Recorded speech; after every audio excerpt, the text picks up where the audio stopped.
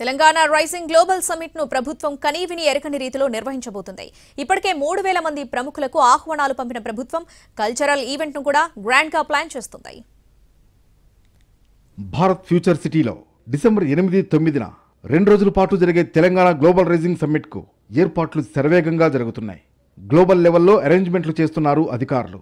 Telangana vision document ఆవిష్కరణ, పెట్టుబడులే లక్ష్యంగా నిర్వహిస్తున్న గ్లోబల్ సమ్మిట్ కు అతిరథ మహారథులు తరలిరానున్నారు.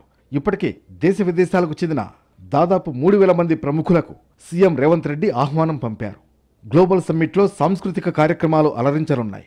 ముఖ్యంగా డిసెంబర్ 9న గ్లోబల్ సమ్మిట్ ముగింపు సందర్భంగా గిన్నిస్ వరల్డ్ రికార్డ్ నెలకొల్పేలా డ్రోన్ షోను నిర్వహించేందుకు తెలంగాణ సర్కార్ సన్నాహాలు చేస్తోంది.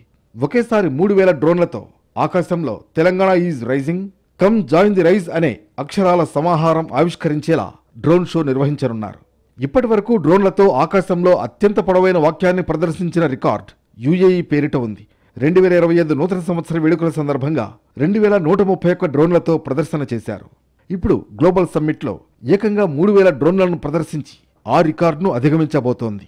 2 రోజుల పాటు జరిగే ఈ సదస్సులో డిసెంబర్ 9న తెలంగాణ రైజింగ్ 2047 డాక్యుమెంట్ను సీఎం రేవంత్ ఆవిష్కరిస్తారు. ఈ సమ్మిట్ తెలంగాణకు గేమ్ చేంజర్గా మారుతుందని ప్రభుత్వం భావిస్తోంది. ఇక డిసెంబర్ 13న ఫుట్బాల్ దిగ్గజం లియోనల్ మెస్సీ హైదరాబాద్కు రానున్నారు. ఉప్పల్ స్టేడియంలో ప్రత్యేకంగా నిర్వహించే ఫుట్బాల్ మ్యాచ్లో పాల్గొంటారు. తెలంగాణ రైజింగ్ గ్లోబల్ సదస్సుకు ఇది ప్రత్యేక ఆకర్షణగా ముగింపు ఘట్టంగా ఉండనుంది.